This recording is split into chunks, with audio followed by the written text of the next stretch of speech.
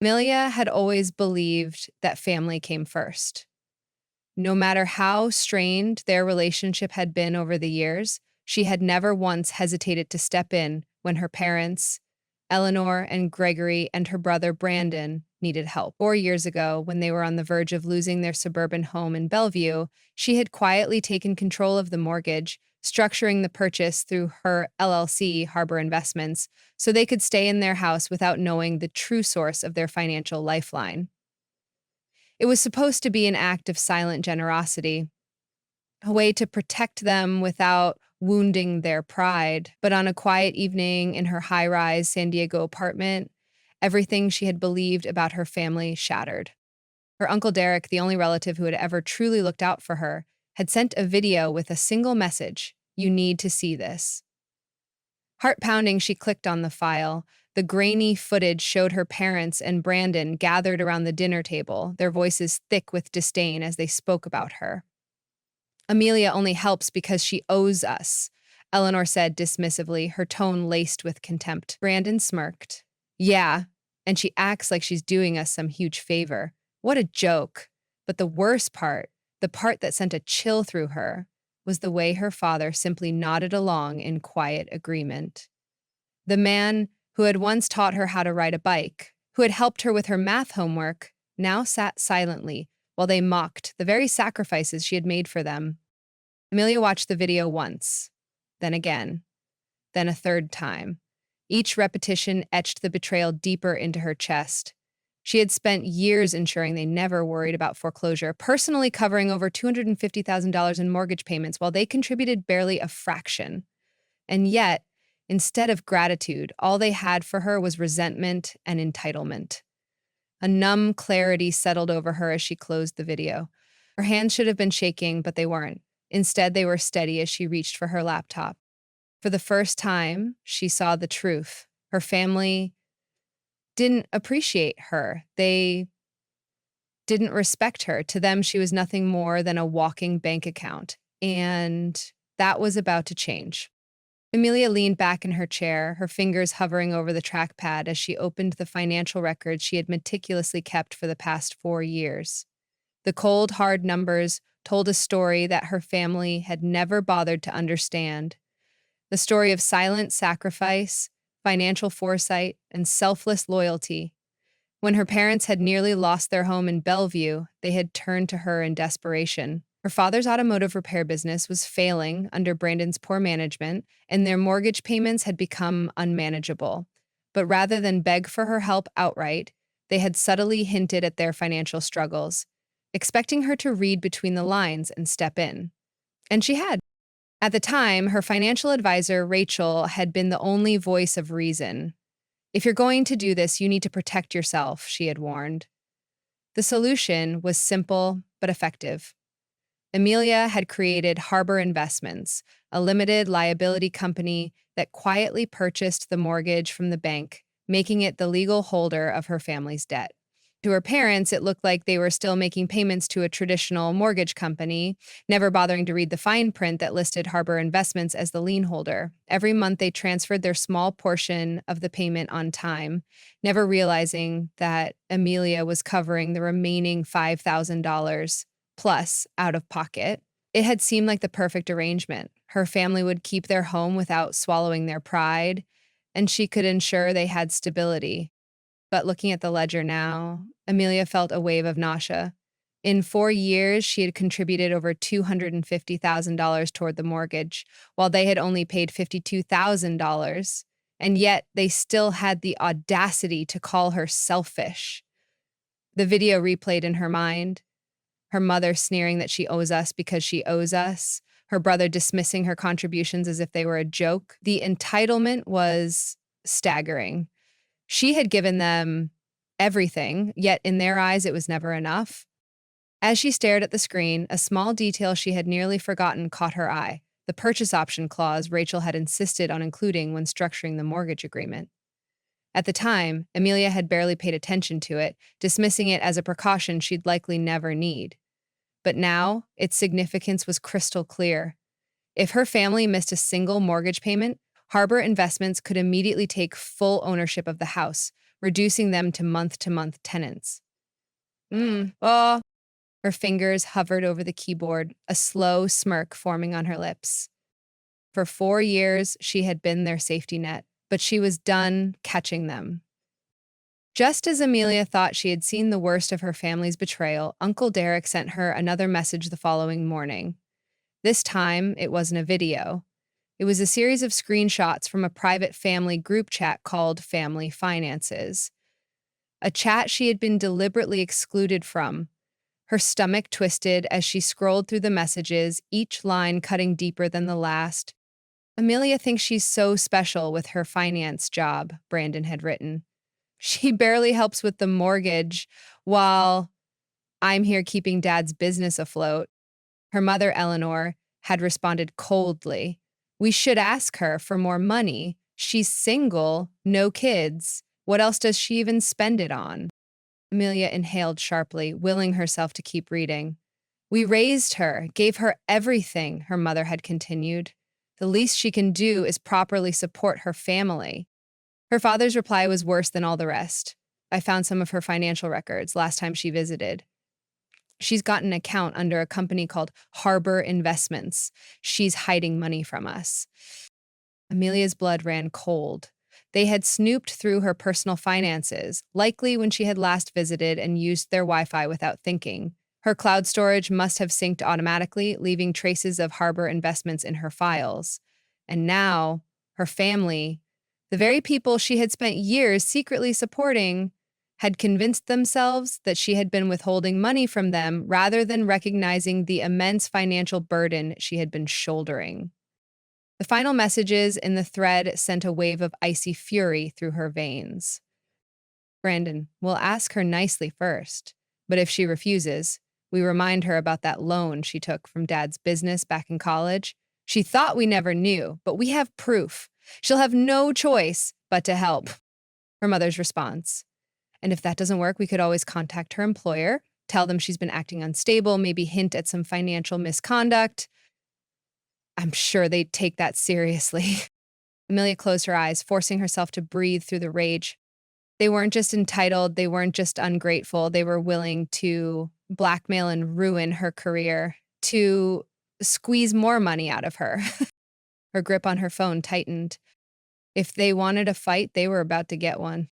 Amelia had always been the fixer, the one who cleaned up after her family's mistakes, the silent force keeping them afloat. But not anymore. This time, she wouldn't be their safety net. She would be their reckoning. Still gripping her phone, she forwarded the screenshots to her financial advisor, Rachel, with a simple message. I want to know all my legal options. They are about to learn exactly who they've been underestimating. Within the hour, Rachel was on the phone with her, her voice calm and precise. Legally, they don't have a leg to stand on, she assured Amelia. They signed the mortgage agreement 4 years ago, and you've been covering their payments through Harbor Investments. If they default, you can execute the purchase option immediately and they'll no longer own the house. Amelia leaned back in her chair, absorbing the weight of that reality. They had no idea that their home, the one they assumed they still owned, was actually hers. And if they don't pay rent, she asked, already knowing the answer. Standard Washington eviction laws apply, Rachel confirmed. You'd be within your rights to issue a notice if they fail to pay. A slow, deliberate smile spread across Amelia's lips. They had played their games, and now it was her turn. She wouldn't say a word to them. Not yet. She wanted them to believe everything was normal, to carry on with their entitled arrogance, thinking she would give in like she always had. She wanted them to feel comfortable. Right up until the moment reality shattered around them. When Eleanor texted her that afternoon asking if she could come to Sunday dinner, Amelia didn't hesitate. Of course, she replied, keeping her tone light. Looking forward to it. Let them lay their traps, let them rehearse their guilt trip speeches. Let them think she was still the same gullible, obedient daughter who would cave under the weight of their expectations. What they didn't know, what they couldn't possibly suspect, was that the next mortgage payment was due in less than 2 weeks. And for the first time in 4 years, Amelia wouldn't be covering the difference. Her family had no idea that they were standing at the edge of a financial cliff, and she was about to let them fall. The Bellevue house looked exactly as it had for years. Warm lights glowing through the windows, the scent of rosemary and garlic drifting from the kitchen. To an outsider, it would have seemed like just another family gathering, but Amelia knew better. This wasn't dinner. This was a setup. And she was more than ready to play her part. She arrived right on time, her expression carefully neutral as she stepped through the front door. Her mother, Eleanor, greeted her with a tight, rehearsed smile. Her father, Gregory, nodded in what almost seemed like relief. And her brother, Brandon, leaned against the kitchen counter, arms crossed, exuding false confidence. They were ready for their performance, but so was she. The moment they sat down at the dining table, her mother placed a hand over hers, her grip just a little too firm. "Sweetheart, we need to talk about something important." Amelia tilted her head, feigning curiosity. "Of course, Mom. What's on your mind?" Her father cleared his throat, adopting that paternal, authoritative tone he always used when trying to make her feel small. "You know, the business has been struggling. The market just isn't what it used to be. And the mortgage," Eleanor cut in quickly, squeezing her hand, "has become a real burden on us. We were thinking, since you're doing so well in your finance job, that maybe you could contribute just a little more, just an extra $2,000 a month. It's not much considering your salary." The sheer audacity almost made Amelia laugh. An extra $2,000.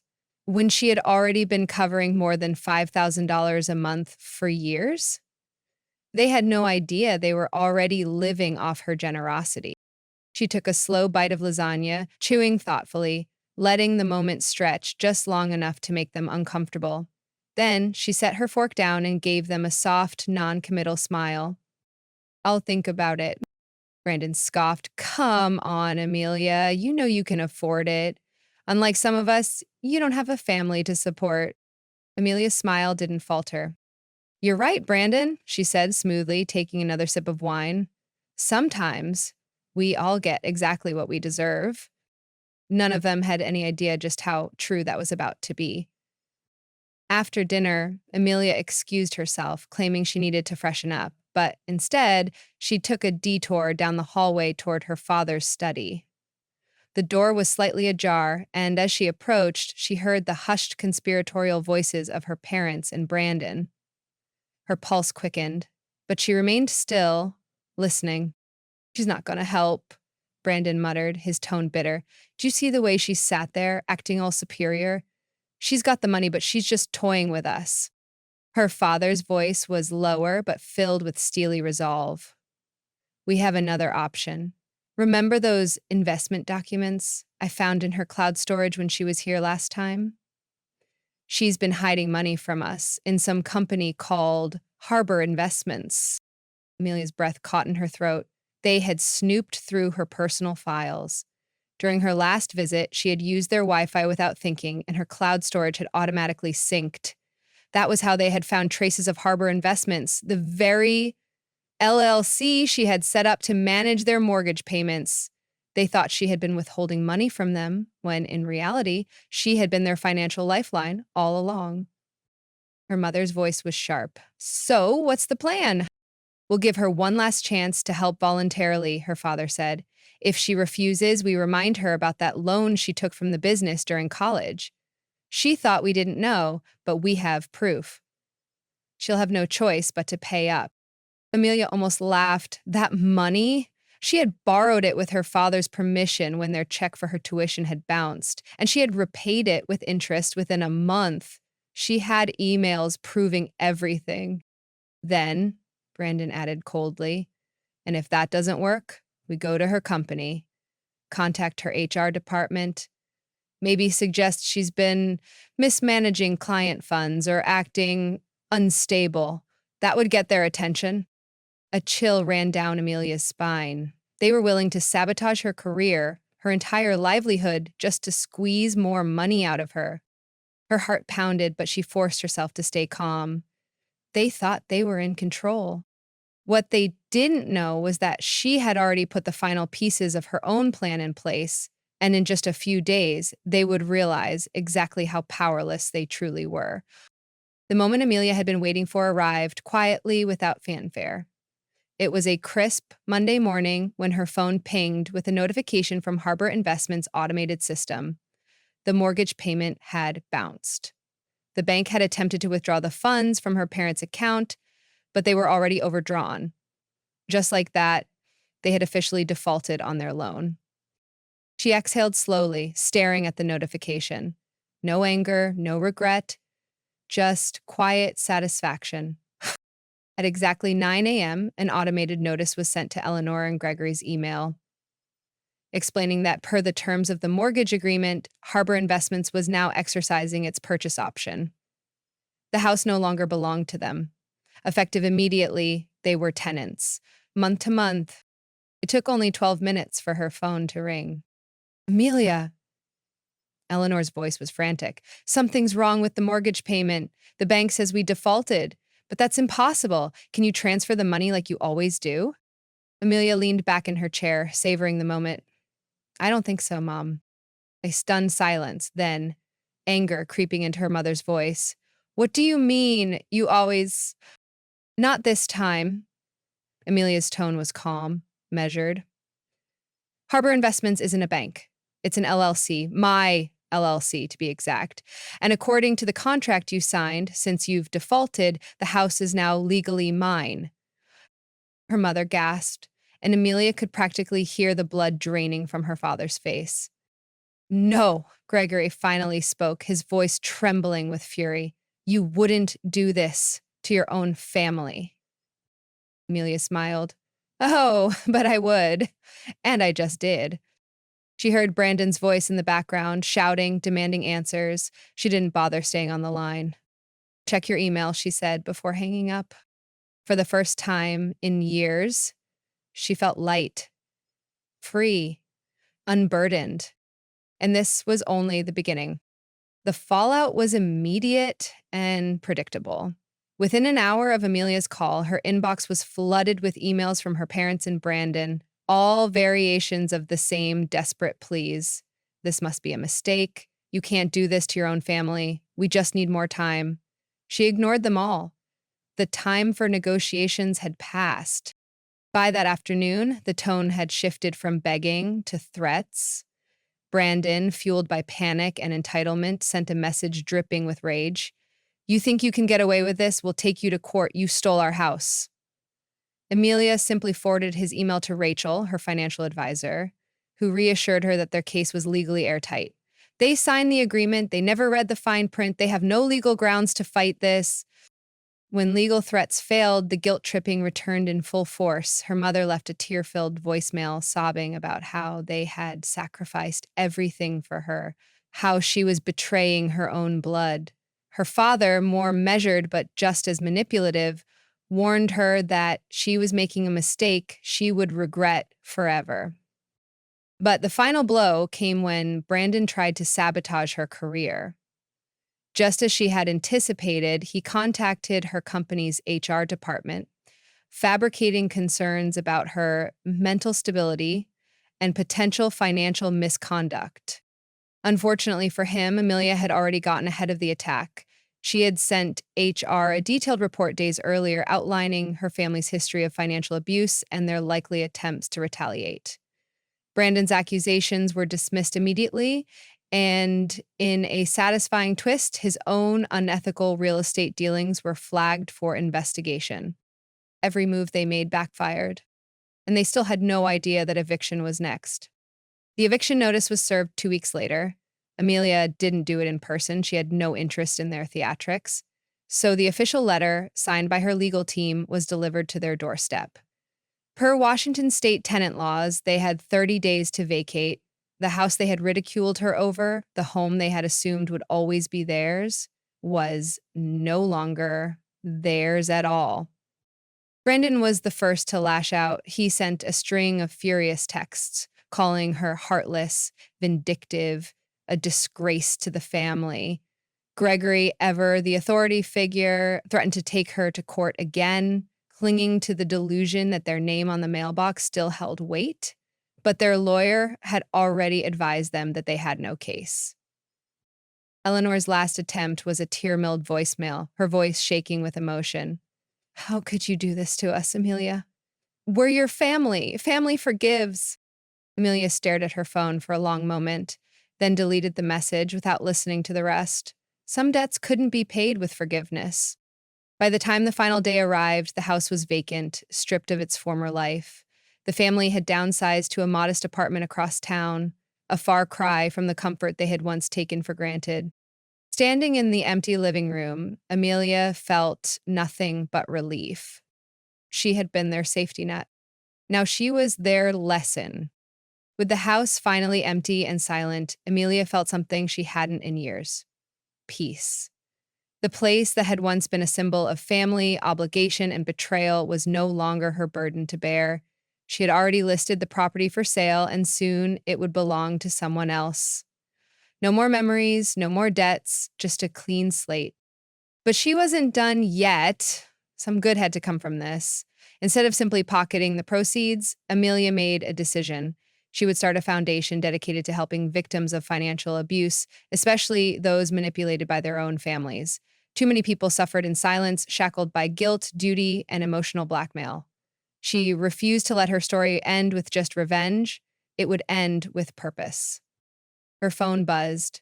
A final text from Uncle Derek. I'm proud of you. They never deserved what you did for them. For the first time in a long time, she believed that as she stepped outside, the Seattle air felt crisper, lighter. This was her new beginning. She had chosen herself, and that was the best decision she had ever made. The story of Amelia and her family highlights a painful but necessary truth. Loyalty should never come at the cost of self-respect. She spent years believing that family meant unconditional support, sacrificing her own financial well-being to ensure their stability. But in the end, she learned the hard way that not all family deserves that loyalty, especially when they see generosity as an obligation rather than a gift. One of the biggest lessons from her journey is that boundaries matter. Just because someone is related to you doesn't mean they have the right to exploit, manipulate, or disrespect you. Amelia's family took her kindness for granted, assuming they could continue draining her resources while ridiculing her behind her back. But she proved that no one is entitled to your success, especially those who refuse to appreciate it. Ultimately, choosing yourself isn't selfish. It's necessary. Amelia's decision to walk away, reclaim her power, and turn her experience into something meaningful shows that sometimes the best way to handle betrayal is not with revenge, but by moving forward without looking back. Some ties aren't worth saving, and sometimes the greatest act of love is the one you show yourself.